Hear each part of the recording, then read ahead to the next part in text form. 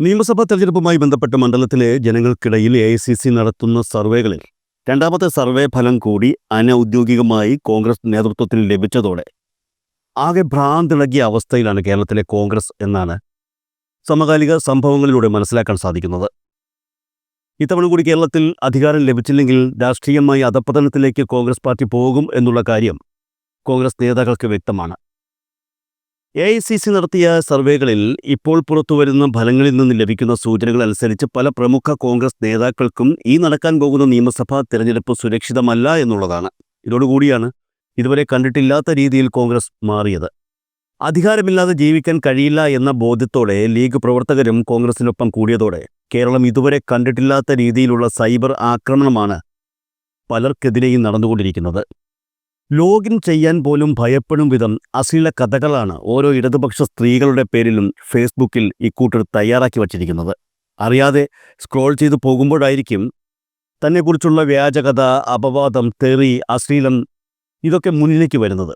എന്തൊരു ഭീകരമായ അവസ്ഥയാണിത്. മുത്തുച്ചിപ്പി വായിച്ചുകൊണ്ടിരുന്ന, ടോയ്ലറ്റിലെ അശ്ലീലങ്ങൾ എഴുതിക്കൊണ്ടിരുന്ന ഒരു സമൂഹമുണ്ടല്ലോ, ആ സമൂഹം ഇന്ന് 100 രൂപയ്ക്ക് ഒരു ഡാറ്റയും വാങ്ങും, ഒരു മൊബൈൽ ഫോണും കയ്യിലെടുത്ത് പിടിക്കും, എന്നിട്ട് ഒരു യൂട്യൂബ് ചാനലും തുടങ്ങി, അല്ലെങ്കിൽ ഒരു സോഷ്യൽ മീഡിയ പോസ്റ്റും തുടങ്ങി നിങ്ങൾക്ക് എതിരെ വരുന്ന മുഴുവൻ ആളുകൾക്കെതിരെയും അശ്ലീലവും അസഭ്യവും എഴുതി ഇങ്ങനെ പിരിപ്പിച്ചുകൊണ്ടിരിക്കുകയാണ്. എന്നാൽ അത് ഉത്തരവാദിത്തപ്പെട്ട രാഷ്ട്രീയ പാർട്ടികൾ ഏറ്റെടുക്കുന്നു എന്നുള്ളിടത്താണ് ഇതിലെ അപകടം എന്ന് പറയുന്നത്. പാർട്ടിക്കുള്ളിലുള്ളവർക്കെതിരെ ആ സൈബർ പോരാളികൾ വളർന്നു തുടങ്ങിയിരിക്കുന്നു എന്നുള്ളതാണ്. എങ്ങനെയാണോ നിങ്ങൾ വളർത്തി വലുതാക്കിയ ഗുണ്ടകൾ നിങ്ങൾക്കെതിരെ കൊട്ടേഷൻ കൊടുക്കുന്നത്, ആ രീതിയിലേക്ക് കോൺഗ്രസിലെ സൈബർ പോരാളികൾ മാറുന്നു. അതാണ് പ്രത്യേകത ഉള്ളതായിട്ട് പറഞ്ഞത്. എല്ലാ പാർട്ടികളിലും ഈ സൈബർ ലിഞ്ചിങ് ഗ്രൂപ്പുകളുണ്ട്. അതൊരിക്കലും അനുകൂലമായ ഒരു പബ്ലിക് സ്ഫിയറിനെ, ഒരു പൊതുവിടത്തെ പ്രതിനിധാനം ചെയ്യുന്നില്ല. അത് ആരോഗ്യകരമായ ഒരു സംവാദം ഉറപ്പാക്കുന്നില്ല. അങ്ങേയറ്റം അനാരോഗ്യകരമായ ഒരു സംവാദ ഭൂമികയിലേക്ക് ഈ സൈബർ സംഘങ്ങൾ കൊണ്ടുപോകുന്നു എന്നുള്ളതിന്റെ ഏറ്റവും ഒടുവിലത്തെ ചിത്രമാണ് നമ്മളിപ്പോൾ കണ്ടുകൊണ്ടിരിക്കുന്നത്. ഞാൻ ഒരു കാര്യം കൂടി പറഞ്ഞ് അവസാനിപ്പിക്കാം. ഇതിപ്പോ KK ശൈലജ ടീച്ചറിന്റെ കാര്യത്തിൽ വന്നു നിൽക്കുമ്പോൾ, അത് ശൈലജ ടീച്ചറിന്റെ കാര്യത്തിൽ നമ്മൾ കണ്ടതാണ്. വടകരയിൽ വന്ന് നിന്നപ്പോഴേ കാണുന്നതിന് സ്വഭാവം മാറുന്നതായിട്ട് കാണുന്നത്. ഒരു സ്ത്രീ സ്ഥാനാർത്ഥി മത്സരിക്കുന്ന സമയത്ത് അവർ ഈ ശൈലജ ടീച്ചറിന്റെയൊക്കെ പോസ്റ്റുമായി ബന്ധപ്പെട്ട സൈബർ കൊട്ടേഷൻ സംഘങ്ങളുടെ പോസ്റ്റിന് താഴെ വന്നു നിന്ന് അങ്ങേയറ്റം അറപ്പുളവാക്കുന്ന അസഭ്യങ്ങളാണ് എഴുതിയിരിക്കുന്നത്. സ്ത്രീത്വം യഥാർത്ഥത്തിൽ ഒരു തിരഞ്ഞെടുപ്പിൽ ഒരു നേതാവ് എന്ന നിലയിൽ, ഒരു സ്ഥാനാർത്ഥി എന്ന നിലയിൽ ആദ്യമായിട്ട് സൈബർ കൊട്ടേഷന് ഏറ്റവും കൂടുതൽ വിധേയമായ സ്ത്രീ ഒരു പക്ഷേ ശൈലജ ടീച്ചറായിരിക്കും. ഈ സ്ത്രീത്വത്തെ അപമാനിക്കുന്ന തരത്തിലേക്കുള്ള ക്യാമ്പയിനുകളായിട്ട് അത് പോകുന്നത് വടകരയിൽ നമ്മൾ കാണുന്നു. ആ പ്രതിഭാസം ഇപ്പോൾ തുടരുകയാണ്. അത് ഇനി അങ്ങോട്ട് മുന്നോട്ട് വരും തോറും അത് ഏത് രീതിയിൽ വരുമെന്നുള്ളത് നമ്മളെ ഭയപ്പെടുത്തുന്നുണ്ട്. കാരണം ഇപ്പോൾ ഷൈൻ ടീച്ചറിനെതിരെ വന്നിരിക്കുന്നത് നോക്കൂ.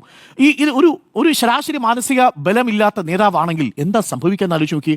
അവരും അവരുടെ ഹസ്ബൻഡിനെയും കുറിച്ച് അല്ലെങ്കിൽ ഹസ്ബൻഡിനെ കുറിച്ച് പറഞ്ഞിരിക്കുന്നത് കേട്ട് അവർ ഏതെങ്കിലും തരത്തിൽ അവർ ജീവനൊടുക്കാൻ ശ്രമിച്ചിരുന്നുവെങ്കിൽ ആര് ഉത്തരവാദിത്വം പറയുന്ന ആലോചിച്ച് നോക്കൂ. ഇത് സഹിക്കാൻ വയ്യാത്ത ഒരുപാട് മനുഷ്യർ നമ്മുടെ നാട്ടിലുണ്ടെന്നേ. ഇത് ഷൈൻ ടീച്ചർ ആയതുകൊണ്ടും ഷൈൻ ടീച്ചറുടെ ഹസ്ബൻഡും അവർ വളരെ പോരടിച്ചു വളർന്ന ഒരു രാഷ്ട്രീയ പ്രസ്ഥാനത്തിന്റെ ഭാഗമായതുകൊണ്ടും കുറച്ച് മനസ്സിന് കരുത്തുള്ളതുകൊണ്ടും തെറ്റ് ചെയ്തിട്ടില്ലെന്ന് ബോധ്യമുള്ളതുകൊണ്ടും അവർക്ക് വിശാലമായ ഇടത് രാഷ്ട്രീയ ബോധ്യമുള്ളതുകൊണ്ടും അവർ ഇറങ്ങി വന്നു നിന്ന് ധൈര്യമായിട്ട് പറഞ്ഞു, നിങ്ങളുടെ നഗ്നത മറയ്ക്കാൻ മറ്റുള്ളവന്റെ തുണി പിടിച്ചുരിയുന്ന പരിപാടിയാണിത് എന്ന് ഷൈൻ ടീച്ചർ വളരെ വ്യക്തമായി പറഞ്ഞു.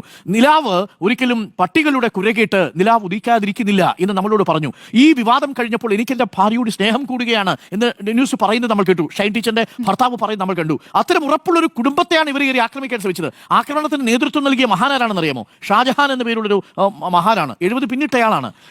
എന്താണ് ഈ 70 പിന്നിട്ടവരുടെ രോഗമെന്ന് എനിക്ക് മനസ്സിലാവുന്നില്ല. നമ്മൾ സാധാരണ പറയും ചില പ്രായം കഴിയുമ്പോൾ ഞരമ്പ് രോഗം കൂടും എന്ന് പറയാറുണ്ട്. അങ്ങനെ പദം ഞാൻ സാധാരണ ഉപയോഗിക്കുന്നതല്ല. പക്ഷേ ഇതൊക്കെ നമ്മൾ കണ്ടു കഴിയുമ്പോൾ ഇത് അങ്ങനെയൊക്കെ തന്നെ അല്ലേ എന്ന് സംശയിച്ചു പോകുന്നു എന്നുള്ളതാണ്. അത് അങ്ങേറ്റം വഷളത്തരം നിറഞ്ഞ രീതിയിലാണ് അത് അവതരിപ്പിച്ചിരിക്കുന്നത്. അത് തുടർന്ന് സൈബർ ഹാൻഡിലുകൾ ഏറ്റെടുക്കുന്നു. ജിൻഡോ ജോണിനെ പോലെയുള്ള നേതാക്കൾ ഏറ്റെടുക്കുന്നു. BRM ഷഫീനെ പോലെയുള്ള നേതാക്കൾ ഏറ്റെടുക്കുന്നു. എന്നിട്ട് അതിനടുത്ത് പ്രചരണം നടത്തുന്നു. ഇതിനകത്ത് VD സതീശൻ പ്രതിപക്ഷ നേതാവ് മറുപടി പറയേണ്ട 2 ചോദ്യങ്ങളുണ്ട്. ചോദ്യം നമ്പർ 1, ഈ പ്രചരണത്തിന് നേതൃത്വം നൽകിയ ഗോപാലകൃഷ്ണൻ VD സതീശൻ അറിയാവുന്നയാളല്ലേ? VD സതീശന്റെ എല്ലാ ക്യാമ്പയിനുകൾക്കും നേതൃത്വം നൽകുന്ന, അഥവാ VD സതീശൻ അനുകൂലമായ പോസ്റ്റുകൾ ഇട്ടുകൊണ്ടിരിക്കുന്നവരാണ് ഈ ഗോപാലകൃഷ്ണൻ എന്നാണ് ഞാൻ വിശ്വസിക്കുന്നത്. ഈ ഗോപാലകൃഷ്ണൻ ഇത് ചെയ്തിട്ടുണ്ടെന്ന് താങ്കൾക്ക് ബോധ്യമാണെങ്കിൽ പാർട്ടിയിൽ നിന്നോ അല്ലെങ്കിൽ ഈ സംഭവത്തിൽ അയാളെ പരസ്യമായിട്ട് അങ്ങ് തള്ളിപ്പറയണം. അങ്ങ് എന്തുകൊണ്ട് ഇനിയും ഈ നിമിഷം വരെയും തള്ളിപ്പറയാൻ തയ്യാറായിട്ടില്ല? എന്തുകൊണ്ട് തയ്യാറായിട്ടില്ല? നമ്പർ 1. നമ്പർ 2, ഇപ്പോഴും അങ്ങ് പറയുന്നത് CPM-നുള്ളിലെ ഇതാരാണ് പുറത്തുവിട്ടത് എന്നത് അന്വേഷിക്കണമെന്നാണ്. പ്രതിപക്ഷ നേതാവിനോടുള്ള എല്ലാ ബഹുമാനത്തോടും കൂടി പറയട്ടെ, പ്രിയപ്പെട്ട വി ഡി സതീശൻ, ഇത് വന്നിരിക്കുന്നത് ഷാജഹാന്റെ പോസ്റ്റിൽ നിന്ന്, ഇത് ഗോപാലകൃഷ്ണന്റെ പോസ്റ്റിൽ നിന്ന്, മറ്റ് കോൺഗ്രസ് നേതാക്കൾ കൂടി പങ്കുവച്ച പോസ്റ്റുകളിൽ നിന്നാണ് കൂടുതലും പ്രചരിച്ചിരിക്കുന്നത്. CPM-ന്റെ ഉള്ളിൽ ഒരു വിഭാഗീയതയുടെ ഭാഗമായിട്ട് പുറത്തു വന്നതല്ല.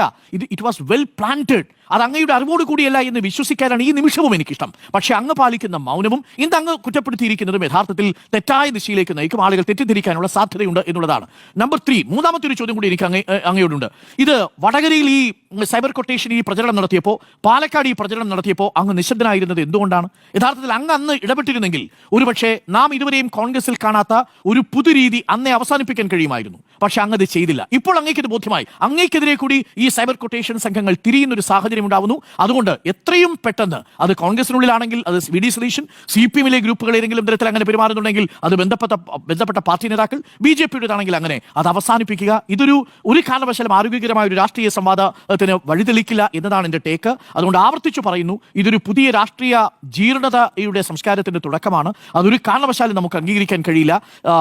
ഷൈൻ ടീച്ചർ പറഞ്ഞതുപോലെ സ്വന്തം നഗ്നത മറയ്ക്കാൻ മറ്റുള്ളവരുടെ തുണി പിടിച്ചുരിയുന്ന ഈ ഏർപ്പാട് അത്യന്തം വിനാശകരമായിട്ട് മാറും എന്നുള്ളതാണ്. ഇന്നിപ്പോൾ കോൺഗ്രസ് അതിനെ പ്രതിരോധിക്കാൻ വല്ലാതെ ബുദ്ധിമുട്ടുന്നതും കണ്ടു. അതുകൊണ്ട് ഈ വിഷയത്തിൽ നിന്ന് എത്രയും പെട്ടെന്ന് പാർട്ടി നേതൃത്വം നിലപാടെടുക്കുക എന്നുള്ളതാണ്. ഒരു കാര്യം കൂടി ഞാൻ പറയാം. ഞാൻ 2-3 പേരുകൾ പറയാം. ഇത് എന്നെ അത്ഭുതപ്പെടുത്തിയത്, എനിക്ക് കിട്ടിയ ഒരു വിവരം അനുസരിച്ച് കോൺഗ്രസിന്റെ മീഡിയ സെല്ലിൽ അത് നിയന്ത്രിക്കുന്ന ഒരു നേതാവ്, ഒരു വനിതാ നേതാവ്, ഇപ്പോൾ തുരുത്തിക്കാടനെ പോലെയുള്ള, വാഴക്കാടനെ പോലെയുള്ള, മാത്യുവിനെ പോലെയുള്ള, താഹയെ പോലെയുള്ള, സഹിനെ പോലെയുള്ള അങ്ങനെ ചില സോഷ്യൽ മീഡിയ പ്ലാറ്റ്ഫോമുകൾ നിയന്ത്രിക്കുന്ന ചില ആളുകളുണ്ട്. ഇവരെ കൂടി ഇതിൻ്റെ ഭാഗമായി ഉൾപ്പെടുത്തിക്കൊണ്ട് മുന്നോട്ട് പോകാനുള്ള നിലപാടെടുത്തു എന്നാണ് ഞാൻ മനസ്സിലാക്കുന്നത്.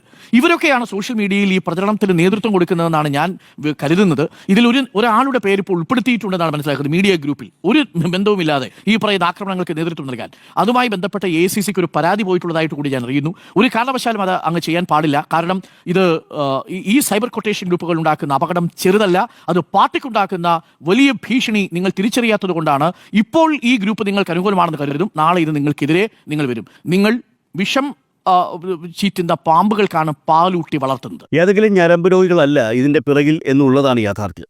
ഇന്ത്യൻ നാഷണൽ കോൺഗ്രസിന്റെ സംസ്ഥാന നേതൃത്വം തന്നെയാണ് ഈ അശ്ലീല സോഷ്യൽ മീഡിയ പേജുകളെ പണം നൽകി നിയന്ത്രിക്കുന്നത് എന്നാണ് അന്വേഷണത്തിലൂടെ മനസ്സിലാക്കാൻ സാധിക്കുന്നത്.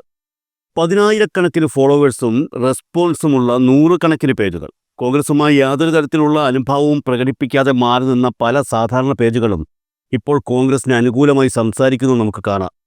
അതെല്ലാം എന്തുകൊണ്ടാണ് നമുക്ക് മനസ്സിലാക്കുകയും ചെയ്യാം.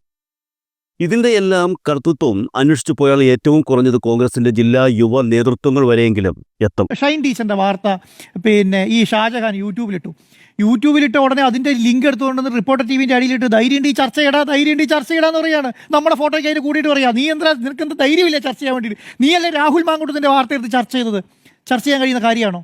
അതിൻ്റെ കൂടെ ബാക്കിയുള്ളവരുടെ ഫോട്ടോ, റിപ്പോർട്ടർ ടിവിയുടെ എഡിറ്റോറിയൽ ഞങ്ങളുടെ മുഴുവൻ ഫോട്ടോ എടുത്ത് അതിൻ്റെ കൂടെ ഇട്ടേക്കാണ്. ചർച്ച ചെയ്യണം. ആരാ എഴുതുന്നത്?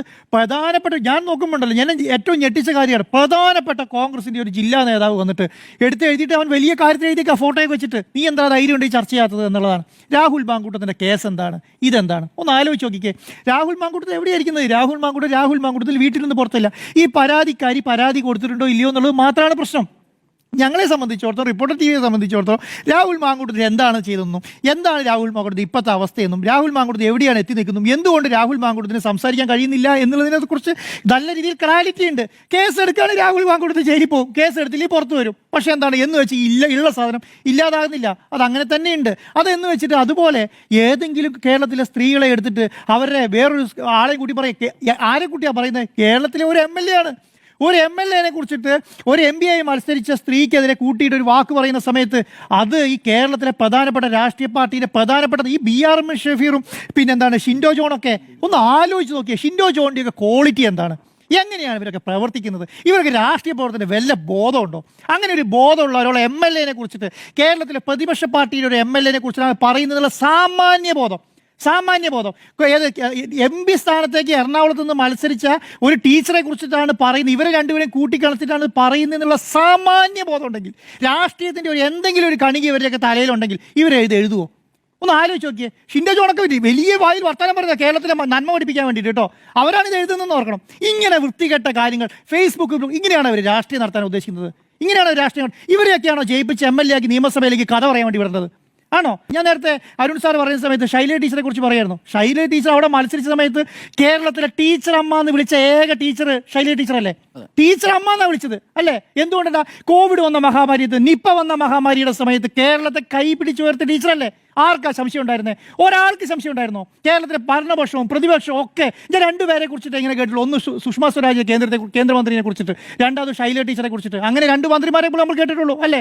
അതുപോലെ വൃത്തിയായി കൈകാര്യം ചെയ്ത ടീച്ചറെ, ഒരു നല്ല രീതിയിൽ MLA ആയി നല്ല രീതിയിൽ പ്രവർത്തിച്ചുകൊണ്ട് ടീച്ചർ ഈ വടകര വന്ന് സ്ഥാനാർത്ഥി ആയതോടുകൂടി, ഷാഫി പറമ്പിൽ അവിടെ സ്ഥാനാർത്ഥിയായി എതിർ സ്ഥാനാർത്ഥിയായി വന്നതോടുകൂടിയിട്ട് ടീച്ചർക്കില്ലാത്ത കുറ്റമില്ല. ടീച്ചർ എന്തോ വലിയ അപരാധം ചെയ്തു എന്നുള്ള അവസ്ഥയിലെത്തി. ടീച്ചർ എന്തോ വൃത്തികെട്ട സ്ത്രീയാണെന്നുള്ള നിലയ്ക്ക് പറയുന്നു. യൂട്യൂബിൻ്റെയും ഫേസ്ബുക്കിൻ്റെയും കമൻറ്റ് ബോക്സ് തുറക്കാൻ പറ്റാത്ത അവസ്ഥയെത്തി. എങ്ങനെയാണ് ഇത് വരുന്നത്? അത് വരുന്നത് എന്തുകൊണ്ടാണ്? അത് വരുന്നത് ഈ ഗ്രൂപ്പാണ്, ഈ പെയ്ഡ് ഗ്രൂപ്പാണ്. അവൻ 50 ലക്ഷവും 25 ലക്ഷവും 30 ലക്ഷവും കൊടുത്തിട്ട് അടിച്ചോളാൻ പറയാണ്. 10ഉം 25ഉം ആൾക്കാർ ഒരു റൂമിൻ്റെ അകത്തിരുന്നിട്ട് ഈ ഫേക്ക് ID ഉണ്ടാക്കിയിട്ട് ഇങ്ങനെ കൊടുക്കുകയാണ് പണി. അത് ഒരു കോൺസ്റ്റിറ്റ്യുവൻസിയിൽ 25 പേര് സൈബർ സംവിധാനം ഉണ്ടാക്കിയിട്ട് ഒരു ചാനലിനേക്കാളും വലുതാണ്, ഒരു ചാനലിനേക്കാളും വലിയ ഫെസിലിറ്റിയോട് കൂടി ഇരുന്ന് ഇങ്ങനെ ചെയ്തുകൊണ്ടിരിക്കുകയാണ്. എന്നിട്ട് എന്താണ് ഇതിങ്ങനെ ആൾക്കാരെ മോശക്കാരാക്കുക. എത്ര പേര് ആൾക്കാർ ഇത് വിശ്വസിക്കും? ഇപ്പോൾ ശൈല ടീച്ചറെ നേരിട്ട് കാണാത്ത എത്ര ആൾക്കാരുണ്ട് ഇവർ ഈ കണ്ടുകൊണ്ടിരിക്കുന്നത്. ഇപ്പം ഞാൻ ഉദാഹരണം പറയാം. അപ്പം ഞാൻ ശൈല ടീച്ചറെ അറിയില്ല നോക്കുക, ഞാൻ ഈ സൈബർ ഗ്രൂപ്പിലെ ഒരാളുടെ ഫ്രണ്ടാണ് നോക്കുക, എനിക്കിങ്ങനെ വന്നുകൊണ്ടിരിക്കില്ലേ ബാക്ക് ടു ഈ ടീച്ചറെ കുറിച്ചൊരു മോശം തന്നെ. ഇതാണ് ഇവർ ചെയ്തുകൊണ്ടിരിക്കുന്നത്. ഇത് കേരളത്തിലെ പ്രധാനപ്പെട്ട നേതാക്കന്മാരെ ഇപ്പം പ്രതിപക്ഷ നേതാവിനോട് പോയി പറഞ്ഞാൽ കറക്റ്റായിട്ട് മനസ്സിലാവും. നമ്മൾ കഴിഞ്ഞ 2 വർഷമായിട്ട് ഇത് പറഞ്ഞുകൊണ്ടിരിക്കുന്നുണ്ട്. പാലക്കാടുള്ള സമയത്തും വടകരയുള്ള സമയത്തും നിലമ്പൂർ ഇലക്ഷൻ്റെ സമയത്തൊക്കെ നമ്മളിത് പറയുന്നുണ്ട്. ഇത് ചെയ്യുന്നത് ശരിയല്ല എന്നുള്ളതാണ്. നമ്മളെക്കുറിച്ചിട്ടൊക്കെ എന്തൊക്കെ വൃത്തികേടുകളാണ് എഴുതുന്നത്. ഭയപ്പെടുത്താനുള്ള ശ്രമമെന്നാണ് ഇതിനെ ഷൈൻ ടീച്ചർ നിരീക്ഷിക്കുന്നത്. നിലവിൽ പ്രവർത്തിക്കുന്നവർ മാത്രമല്ല, ഭാവിയിലും ഒരു സ്ത്രീ ധൈര്യത്തോടെ രാഷ്ട്രീയത്തിൽ ഇറങ്ങില്ല എന്ന് ഉറപ്പുവരുത്തുകയാണ് ഈ വലതുപക്ഷ തെമ്മാടി രാഷ്ട്രീയ സംഘം എന്നുള്ളതാണ് ഭയക്കേണ്ടത്. ഈ അവസ്ഥയെപ്പോലും നേരിട്ടുകൊണ്ട് കേരളത്തിൽ ഇടതു രാഷ്ട്രീയം പറയുന്ന സ്ത്രീയുടെ ആത്മധൈര്യം സമാനതകളില്ലാത്തതാണ് എന്ന് വ്യക്തമായി തന്നെ പറയണം. ലോകത്ത് മറ്റൊരു സമൂഹത്തിനും ഒരു രാഷ്ട്രീയ സ്ത്രീയും ഇതുപോലെ ലൈംഗിക അപവാദ ഭീഷണി നേരിടുന്നുണ്ടാവില്ല എന്നുള്ളതുകൂടി നമ്മളും അറിയണം. ഈ അപവാദം പറഞ്ഞു പരത്തുന്ന ഞരമ്പ് രോഗികളും അറിയണം.